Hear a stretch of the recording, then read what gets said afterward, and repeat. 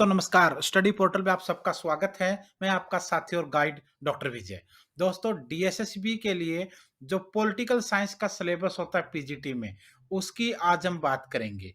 अगर मैं वीडियो बनाने की बात करूं तो अभी जब हम वीडियो को बना रहे हैं तो अभी 2022 के अंदर डी ट्रिपल एस बी का सिर्फ कैलेंडर आया है। अगर वीडियो आप बाद में देखेंगे तो फॉर्म भी आ चुके होंगे, आप फॉर्म भर भी चुके होंगे, शायद एग्जाम भी हो चुका हो और हो सकता है आपको नौकरी करते भी कई साल हो जाएँ, क्योंकि वीडियो एक बार डल गई यूट्यूब पे, तो वो आपकी मर्ज़ी आप कितना टाइम बाद उसको देख पाएँगे या देखेंगे। आज हम डीएसएसबी पीजीटी पॉलिटिकल साइंस का कंप्लीट सिलेबस देखेंगे। ये वो सिलेबस है जिसमें से पूरा पेपर आता है और बच्चों की जो समस्या होती है वो यही होती है कि सर हमें टॉपिक बता दो, हमें सिलेबस बता दो, हम तैयारी करके सिलेक्शन तो ले ही लेंगे। तो आइए बात करते हैं पॉलिटिकल साइंस या राजनीतिक विज्ञान का पीजीटी डीएसएसबी के सिलेबस के बारे में। शुरू करने से पहले बता दूं, ये हमारा व्हाट्सएप पर कॉलिंग नंबर है और हम ऑल ओवर इंडिया के अंदर इस तरीके की बुकलेट का पूरा सेट आपको कोरियर से भेजते हैं, जिसमें पेपर 1 प्लस पेपर 2 पूरे का पूरा सेट होता है। पेपर 1 में आपका Hindi, English, reasoning, maths, GK वगैरह होता है और पेपर 2 में आपका कंप्लीट पॉलिटिकल साइंस होता है। हिंदी मीडियम चाहिए, इंग्लिश मीडियम चाहिए, दोनों अवेलेबल हैं। फटाफट इस नंबर पर कॉल करके या व्हाट्सएप पर बात करके ऑर्डर कर लीजिए। कोरियर से आपको घर पर मिल जाएगा और सारी क्लासेस तो हम चैनल पर ले रहे हैं, प्रैक्टिस हम आपकी करवा ही रहे हैं, तो फिर सिलेक्शन में क्या कमी है। आप इस नंबर पर अपना नाम, अपने सिटी का नाम, एग्जाम और सब्जेक्ट ये सेंड कर दीजिए, ताकि व्हाट्सएप पे आपके नंबर को सेव कर लें और एक-एक जानकारी आपको व्हाट्सएप के थ्रू कब पेपर होगा, कब क्या होगा, कब हमारी क्लासेस होती हैं, कब हम टेस्ट डिस्कस करते हैं, लाइव कब मिलेंगे, हर प्रकार की जानकारी आपको मिलती रहे। तो आइए शुरू करते हैं। सबसे पहले अगर चैप्टर की बात करें पीजीटी पॉलिटिकल साइंस का, वो होता है meaning of political science, scope, definition, concept and values. ये हिंदी और इंग्लिश वाले आप एडजस्ट करने की कोशिश करना। मैं हिंदी और इंग्लिश दोनों में मीनिंग बता दूंगा, लेकिन कुछ बच्चे बाद में भी कमेंट करते पाएंगे हिंदी बताओ, हिंदी बताओ। अरे भाई पीजीटी की तैयारी कर रहे हो, अगर इतना भी इंग्लिश को हिंदी बना नहीं सकते या फिर सुनकर समझ नहीं सकते तो फिर कहां क्या करोगे, आगे जाकर बच्चों को पढ़ाना भी तो है ना। तो मीनिंग ऑफ पॉलिटिकल साइंस यानी पॉलिटिकल साइंस राजनीति विज्ञान का मीनिंग क्या होता है, उसका स्कोप क्या है, उसकी डेफिनेशन क्या होती हैं, उसके कंसेप्ट क्या रहेंगे और आधुनिक दौर में 21वीं सदी में उसकी वैल्यूज क्या है। ये एक पूरा वाइडर पिक्चर के ऊपर पूरा चैप्टर है, जिसको आप लोगों ने 4 हिस्सों में बांटा है। पहले में इसके मीनिंग्स आएंगे, फिर इसके डेफिनेशंस होंगी, फिर इसके स्कोप्स होंगे, फिर इसके कंसेप्ट होंगे और फिर इसकी वैल्यूज का कंक्लूजन होगा। तो ये एक आपका पहला चैप्टर है, इसको आप लोग भाग 1 भी मान सकते हैं। ये लगभग 20 चैप्टर आपको मैं यहां बता रहा हूं।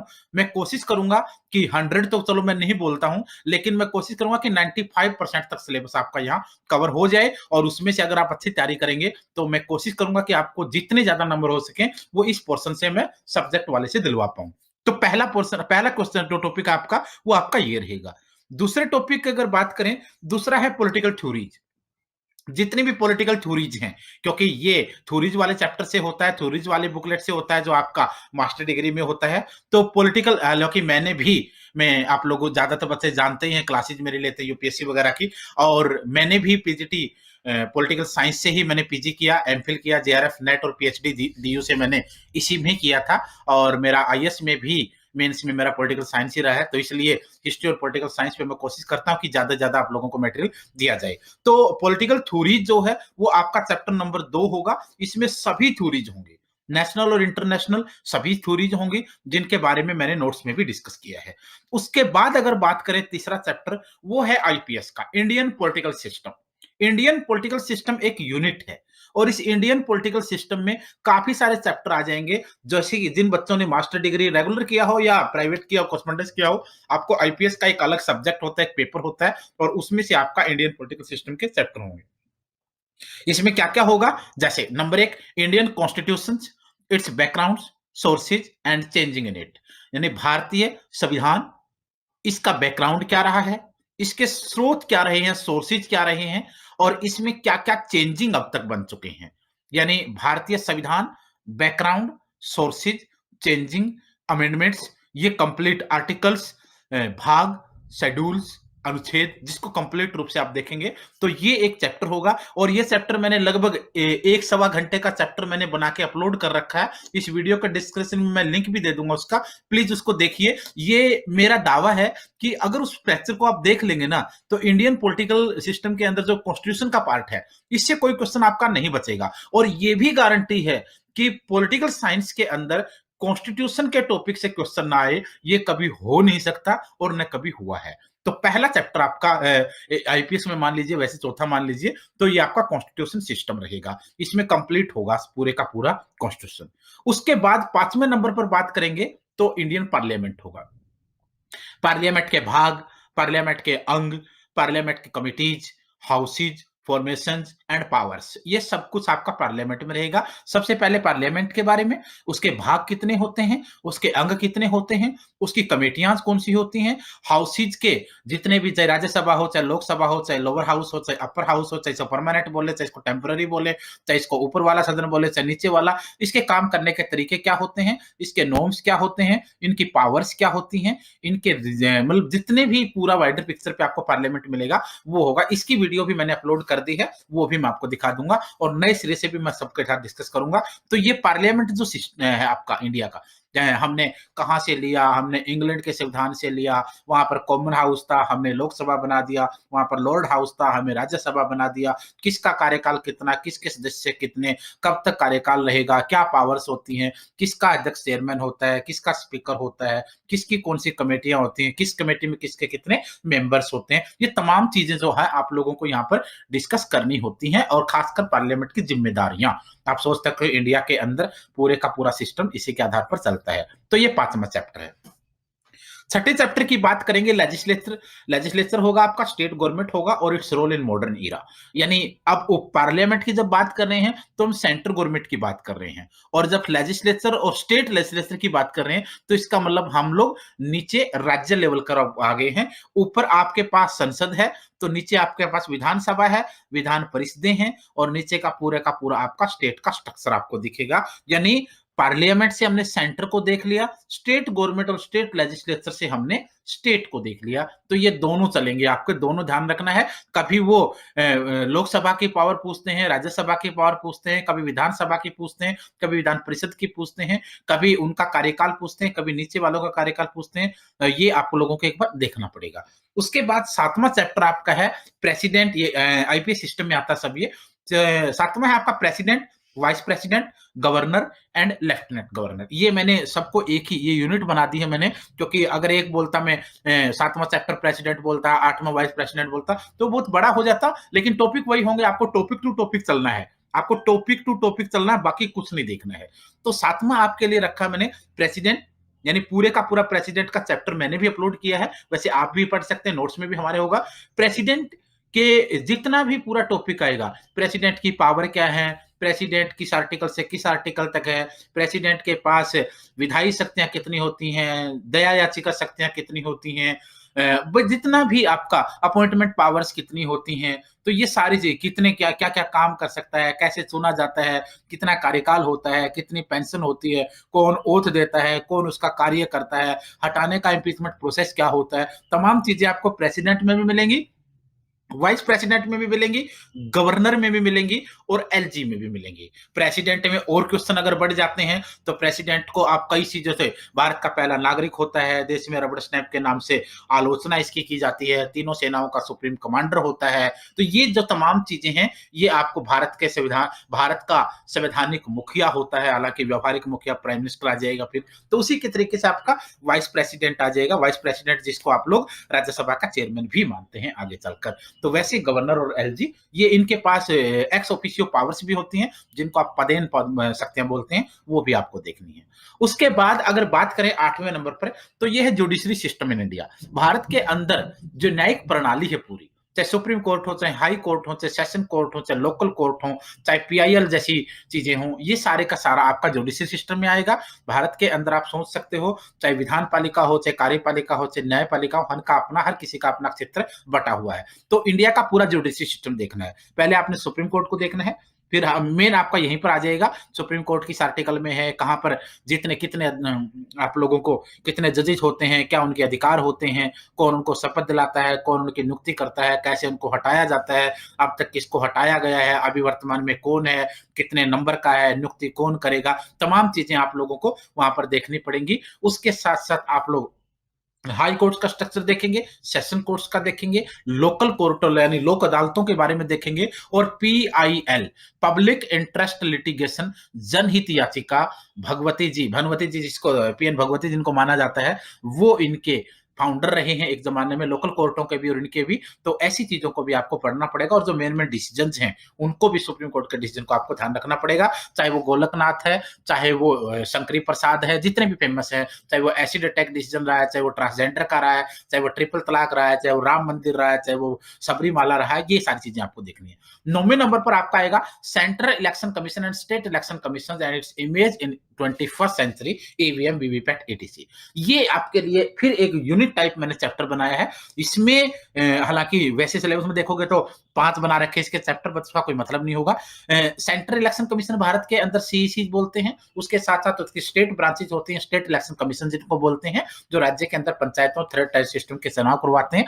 तो ये इलेक्शन कमीशन रहेगा, इसमें ईवीएम के बारे में होगा, और जो वीवीपैट की प्रणाली आपके लिए रही है श्योरिटी के लिए, उसके बारे में 21वीं सदी में इलेक्शन कमीशन पर बहुत सारे आरोप लगे हैं, और इलेक्शन कमीशन हर आरोप से दूध की तरह सफेद होकर निकला है। ये सारी चीजें आपको यहां पर एक बार अपने आईक्यू से देखनी पड़ेंगी। आप सोच सकते हो ईवीएम की वजह से इलेक्शन कमीशन के ऊपर बहुत सी कालिक पोतने की कोशिश अलग अलग राजनीतिक पार्टियों ने अपने स्वार्थ के लिए की है, लेकिन इलेक्शन कमीशन इंडिया में, एक चीज मैं बता दूं, इंडिया में अगर डेमोक्रेसी को सक्सेस करने वाला कोई है तो वो इलेक्शन कमीशन है, इसके अलावा कुछ नहीं है। बाकी सबने डेमोक्रेसी को कुछ हद तक नुकसान करने की कोशिश की है, सभी स्तंभों ने, लेकिन इलेक्शन कमीशन ऐसा है जिसने इंडिया के अंदर डेमोक्रेसी को लगभग सक्सेस कर दिया है।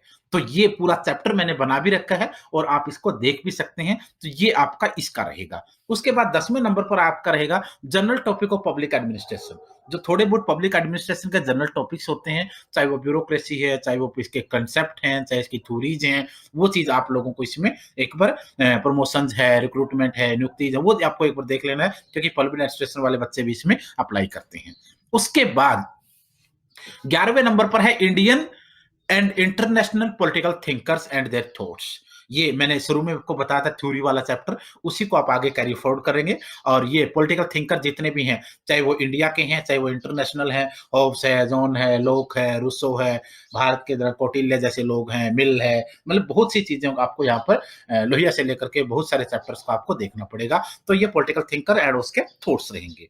उसके बाद 12वें नंबर पर है कंपेरेटिव पॉलिटिक्स, इट्स एनालिसिस, कैलकुल ये मिस टाइपिंग मिस स्पेल हो गया, कैलकुलेशन एंड अप्रोचेज, ये आपके लिए यहां पर इसको पढ़ना है। कंपेरेटिव पॉलिटिक्स आपको जरूर देखना है।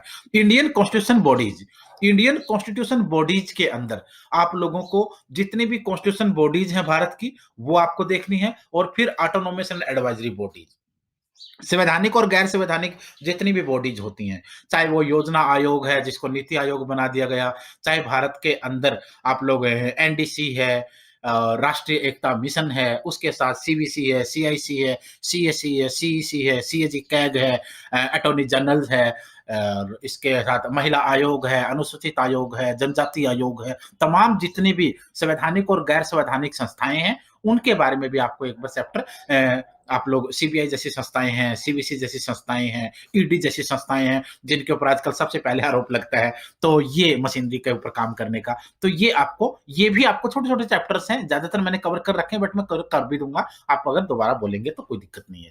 15वां चैप्टर आपका है political science current updates of 1 year latest. ये एक दो मिसस्पेल हो गया क्योंकि मैंने पीपीटी अभी बनाया था जल्दबाजी में।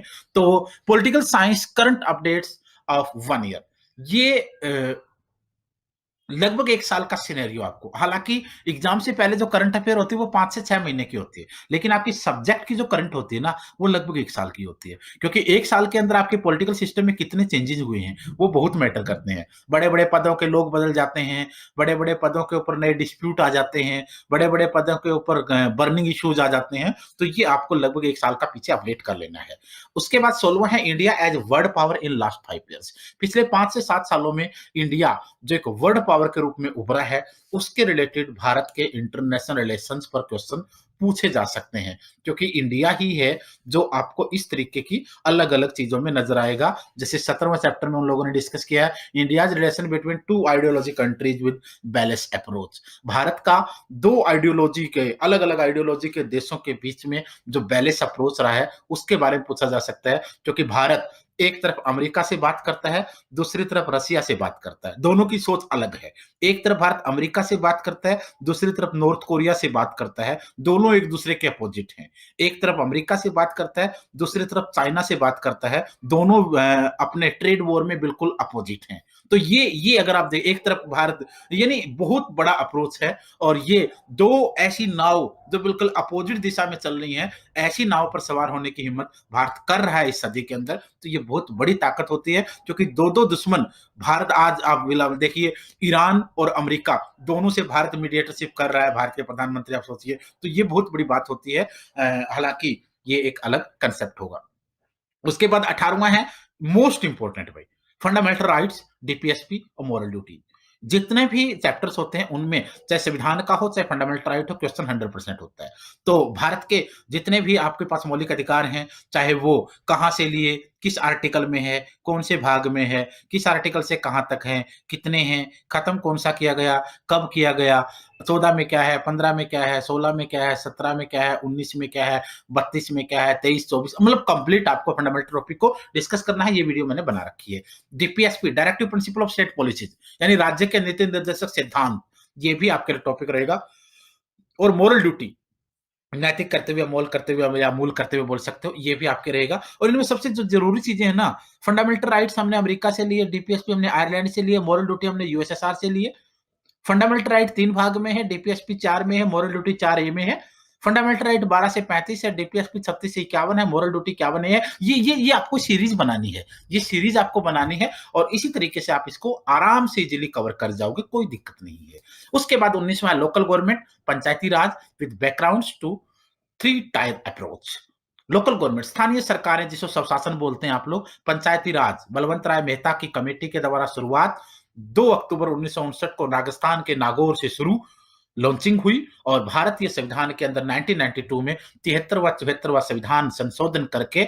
एक में ग्राम पंचायतों को दूसरी में विधान आपके नगर पालिका नगर निगम नगर परिषदों को भारतीय संविधान में दर्जा दिया गया 11वीं और 12वीं अनुसूची जोड़ी गई 243 आर्टिकल के अंदर आगे अप्रोच बढ़ा देगी 243 ए से लेकर के आगे जेड जी तक तो ये पूरा आपको देखना पड़ेगा कौन सी कमेटियां बनी क्या क्या होता है नगर पालिका क्या है नगर परिषद क्या है नगर निगम क्या होती है पंचायती राज में ब्लॉक कमेटी क्या है डिस्ट्रिक्ट काउंसिल क्या है पंचायत क्या है ग्राम सभा क्या है वोटर्स की क्या पावर है कितने प्रकार के राइट होते हैं चुनाव कौन करवाता है कानून कौन बनाता है डिस्प्यूट्स क्या रहेंगे कार्यकाल क्या होगा ये तमाम चीजें मैंने बिल्कुल एक एक चीज को हाईलाइट आपको अपने शब्दों से कर दिया है अब इसके बावजूद भी आप सोचेंगे कि इसमें क्या पढ़ूं तो फिर मुझे लगता है वो काफी ओवरडोज हो जाएगा तो ये चीजें मैंने जो लिखा है वो लिमिटेड शब्दों में लिखा है लेकिन जो मैं बता रहा हूं क्या क्या पूछा जा सकता है उससे आप लोगों को आइडिया लग जाएगा और ये मेरी गारंटी है अगर इस 200 नंबर के पोर्शन में